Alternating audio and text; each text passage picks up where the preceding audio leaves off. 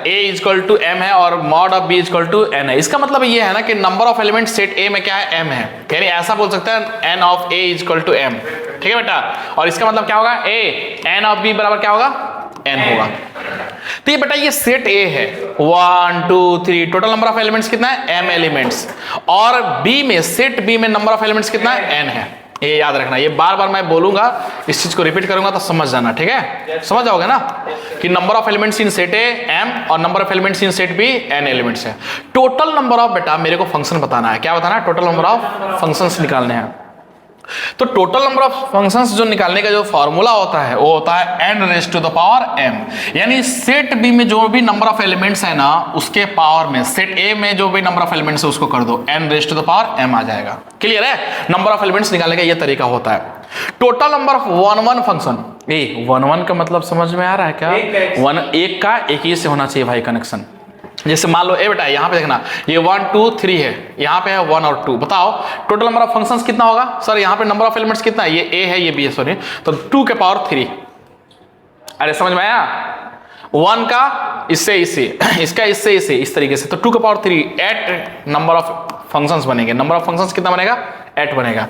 अब सुनना ध्यान से, मान लो मेरे को पता करना है नंबर ऑफ वन फंक्शंस, तो नंबर ऑफ फंक्शंस, तो टोटल नंबर ऑफ फंक्शंस निकालना आ गया क्या, सेट बी के पावर में, सेट बी में जो भी नंबर ऑफ एलिमेंट्स रहेगा उसके पावर में लगाना है सेट ए में जो भी नंबर ऑफ एलिमेंट्स रहेगा, n raise to the power m। अब सुनना ध्यान से, वन फंक्शन कैसे निकालेंगे बेटा, इसको समझना, ये एक और यहाँ पे लूंगा, ठीक है, ये समझना ध्यान से। बेटा ये बात बताओ, यहाँ पे 1 है, यहाँ 2 है, यहाँ पे 3 है, यहाँ है a और b, यहाँ है A B C, यहाँ है 1 और 2। इसमें क्या फर्क है, दोनों में फर्क ये है सर कि इसमें नंबर ऑफ एलिमेंट्स 3 है, इसमें नंबर ऑफ एलिमेंट्स 2 है। यानी m जो है वो ग्रेटर देन n है, दिख रहा है क्या, अरे m greater then n, number of elements 3 और यहाँ पे नंबर ऑफ एलिमेंट्स 2, तो जो 3 है 2 से बड़ा है। बेटा एक बात बताओ, इधर कितने लोग हैं, 3 लोग, मान लो बराती 3 है और प्लेट कितना लगा है, 2। क्या पॉसिबल है, क्या नहीं है ना, तो पॉसिबल ही नहीं है भाई। इसका इमेज तो मान लो इसके साथ बन गया, इसका इमेज इसके साथ बन गया, ये कहाँ बनेगा, इसका भी तो कहीं ना कहीं इमेज बनना चाहिए ना, तो ये तो खाली रह जाएगा, तो ये तो फंक्शन ही नहीं होगा ना फिर, तो वन फंक्शन तो यहाँ पे डिफाइन ही नहीं है। तुम बोलोगे सर इसको इसके साथ या इसके साथ, ये तो मेन ही वन आ जाएगा ना बेटा, बात समझ में आ रहा है क्या। वन के लिए n जो है, अगर m जो है ग्रेटर देन n है तो वन पॉसिबल नहीं है, इसीलिए मैं लिखा हूँ यहाँ पे m जो है वो ग्रेटर देन n है, तो नंबर ऑफ वन फंक्शंस कितने होंगे बेटा, 0 हो जाएगा। क्यों, सेट A में नंबर ऑफ एलिमेंट्स 3 है, सेट B में 2 ही है, तो 3 लोगों को 3 बराती हैं, प्लेट लगाए हैं 2, तो पॉसिबल है, नहीं हो पाएगा ना बेटा, फिर दिक्कत हो जाएगा। तुम बोलोगे सर एक ही प्लेट में खिला दो, 2 लोगों को एक ही प्लेट में खिला दो, काम हो जाएगा, वो तो फिर मेनी 1 हो जाएगा ना, 2 लोग एक प्लेट में खा रहे हैं, मेनी 1, इसीलिए तो ये ध्यान में रखना। अब बेटा यहाँ पे देखो, ये समझ में आ जाएगा, इधर नंबर ऑफ एलिमेंट्स कितना है, 2, number of elements set B में कितना है, 3, m ग्रेटर देन है, सॉरी m जो है वो क्या है, लेस देन है n से। यहां पॉसिबल है, कैसे, 2 लोग है बेटा, 2 लोग हैं, तो क्या वन पॉसिबल है कि नहीं, सर इसको इसके साथ भेज दो, इसको इसके साथ भेज दो, हाँ पॉसिबल है, तो वन फंक्शन यहाँ पॉसिबल है। तो ये वन फंक्शन तब पॉसिबल होता है जब n is greater than equal to m हो, इक्वल भी होगा तो चलेगा, तो ये npm का मतलब ये होता है, देखो ऐसे सुनो हेलो, देखो इधर इन 2 लोगों को 2 बराती हैं, प्लेट कितना लगा बेटा, 3, तो देखो 3 प्लेट में से कोई भी 2 प्लेट ले लो, कितने लोग बराती थे, 2 ही ना, तो मैं 3 में से 2 सिलेक्शन किया और इन दोनों का अरेंजमेंट करवा दो। इसी को ऐसे भी लिख सकते हैं 3 PM, ये सिलेक्शन विथ अरेंजमेंट है, ये डायरेक्टली तुम लिख सकते हो 3 PM 3P2 ऐसे लिख सकते हो।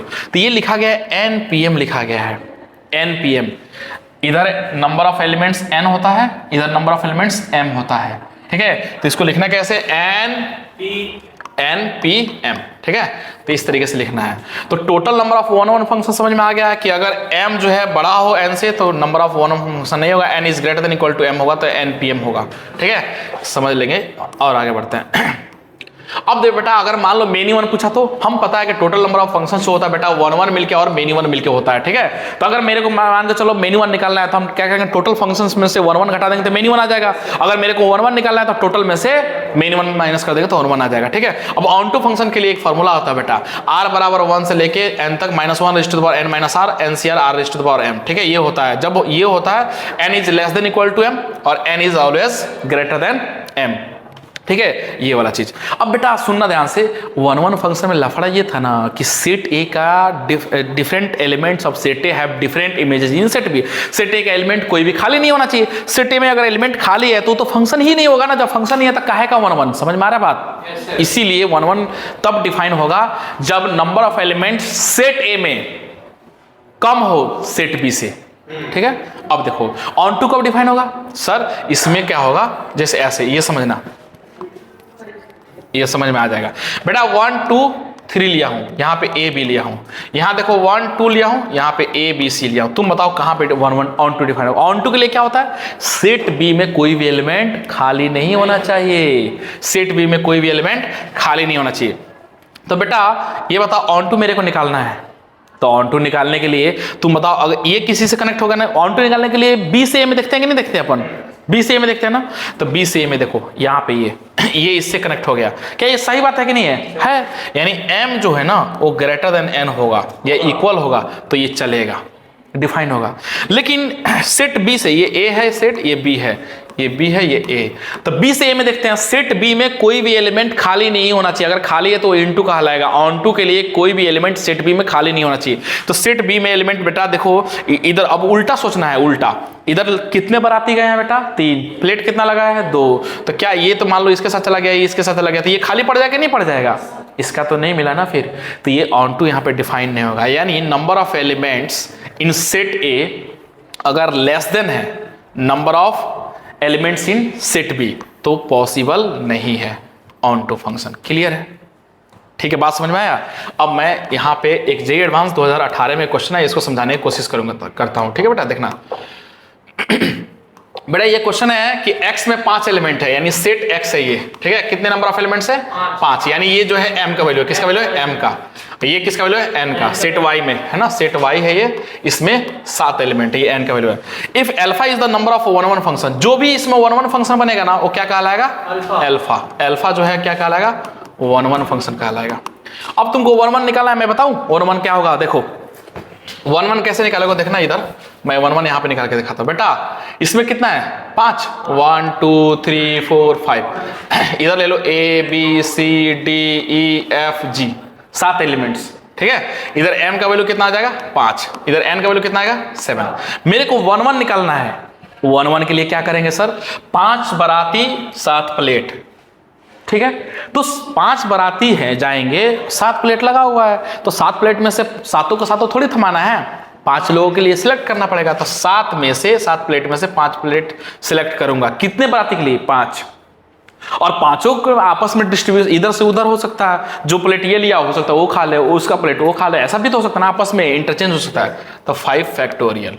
तो देखो मैं यही चीज लिखाऊंगा यहाँ पे। तो नंबर ऑफ ये जो है ये किसका वैल्यू आ गया? अल्फा का वैल्यू। किसका वैल्यू आ गया? अल्फा का। समझ में आ रहा है? इधर लोग था 5, प्लेट लगा था 7, तो 7 में से 5 सिलेक्शन किया। क्यों? इधर 5 ही लोग हैं ना, तो 7C5 × 5 का फैक्टोरियल, ये आ गया अल्फा का वैल्यू। देखो ठीक है, 1 फंक्शन आ गया यहाँ पे, सिंप्लीफाई किया, ये आया 2520। कितना आया? 2520।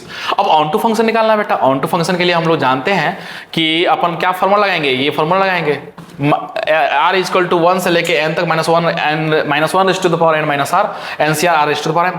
r बराबर 1 से लेके n तक जाना है। n क्या है यहाँ पे? m क्या है बेटा? ये है 7 और n कितना है? 5 है। अच्छा ठीक है, ऑन टू के लिए, ऑन टू के लिए ना, क्योंकि ऑन टू अगर इस तरीके से देखो, ए से बी में देखोगे तो ऑन टू पॉसिबल नहीं है ना। समझ में आ रहा बात? क्यों? बी से ए में देखना है तो वाई से एक्स में देखेंगे। अब क्वेश्चन में बोला गया, यहाँ पे देखो क्वेश्चन में बोल दिया, इसीलिए देखो on to function from Y to X, X से वाई बोलेगा ना तो ऑन टू क्या हो जाएगा? 0। समझ में आ रहा बात? तो इसीलिए इसको ऐसा लिखा, y से x में लिखा। अब सुनना ध्यान से बेटा, ये फॉर्मूला लगाया, ये फॉर्मूला लगाएंगे, r बराबर 1 से लेकर 5, n का वैल्यू 5 डाल दिया, जहां जहां m के जगह पे क्या डालूंगा? 7 डालूंगा। अब ये समेशन को खोला, समेशन क्या क्या एक्सपेंड किया, ये बीटा का वैल्यू आ रहा है यहाँ से, ठीक है। जैसे इसको एक्सपेंड किया तो 5c1 1 के पावर r इस टाइप से बनेगा। इसको सिंप्लीफाई किया, सिंप्लीफाई करने के बाद ये फाइनली जो हमारे पास बनेगा बेटा वो क्या बनने वाला? देखो घूम फिर के क्या आ रहा है मेरे पास? ये बनेगा 16,800। यानी बीटा का जो वैल्यू आएगा, ये समेशन को खोल खाल के जो आया मेरे पास, एक बार आप देख लेना ध्यान से इसको, है ना, मैं दिखा देता हूँ। ये समेशन किस तरीके से ओपन किया, ओपन करके मैं खुद सॉल्व किया हूँ, ये है ना। ओपन करने के बाद मेरे पास बीटा ये आया, ठीक है। मेरे को निकालना था beta minus alpha divide by 5 का फैक्टोरियल। बीटा क्या है, ये है, अल्फा का वैल्यू ऑलरेडी निकाल रहे हैं, 7c 5 × 5 का फैक्टोरियल, ये आया था, ठीक है। दोनों को माइनस किया, 5 फैक्टोरियल का वैल्यू होता है 120, इसको सिंप्लीफाई किया 119 आ गया, ठीक है बेटा। तो आई होप ये पूरा का पूरा कहानी जो है समझ में आ गया होगा कि काउंटिंग नंबर ऑफ फंक्शंस कैसे निकालते हैं। तो फिर से एक बार जल्दी से कंक्लूड कर रहा हूं, क्या कर रहा हूं, कंक्लूड करता हूं बेटा, जल्दी से देखना ध्यान से। सबसे पहले सेट ए में जो भी नंबर ऑफ एलिमेंट्स होंगे m होगा, सेट बी में नंबर ऑफ एलिमेंट्स n होगा। टोटल फंक्शन बताओ जल्दी से मेरे को, total function sir n raise to the power m, clear है। 1 फंक्शन बताओ, 1 फंक्शन सर, 1 फंक्शन के लिए सर n में से ncr इंटू r का फैक्टोरियल, सॉरी एनसीएम, क्या एनसीएम करो ना, क्योंकि m लोग हैं, वो n में से हमें m सिलेक्शन करवाना है m लोगों के लिए, तो एनसीएम इंटू m का फैक्टोरियल, या इसको लिख सकते हो npm, क्लियर है, ये हो गया। अब बताओ 1 हो गया, मेनी वन को इस तरह से पूछेगा तो क्या करोगे, अरे सर टोटल जो होगा ना, ये टोटल फंक्शन है ना, इसमें से इसको माइनस कर दूंगा तो मेरे पास मेनी वन आ जाएगा, क्योंकि 1 और मेनी वन मिलकर टोटल फंक्शन बनते हैं। मेरे से कोई पूछा इनटू फंक्शन बताओ, क्या करोगे बेटा, इनटू फंक्शन निकालने के लिए टोटल जो फंक्शंस बनेंगे उसमें से ऑन टू वाला माइनस कर दूंगा, मेरे को ऑन टू पता है फॉर्मूला, तो ऑन टू को माइनस कर देंगे तो क्या आ जाएगा मेरे पास। तो आप देखना ध्यान से, मैं क्या करता हूं, ये वाला हो गया। अब मेरे को बताओ ऑन टू फंक्शन कैसे निकालेंगे। अच्छा, इसमें 1 के लिए कंडीशंस था कि सेट ए में जो नंबर ऑफ एलिमेंट्स हो ऐसा नहीं होना चाहिए, होना चाहिए क्या, m जो है ग्रेटर देन n होगा तो ये नंबर ऑफ एलिमेंट्स 0 हो जाएगा, ठीक है। यानी कुल मिला के n is less than equal to m होना चाहिए, तब जाके ये पॉसिबल है।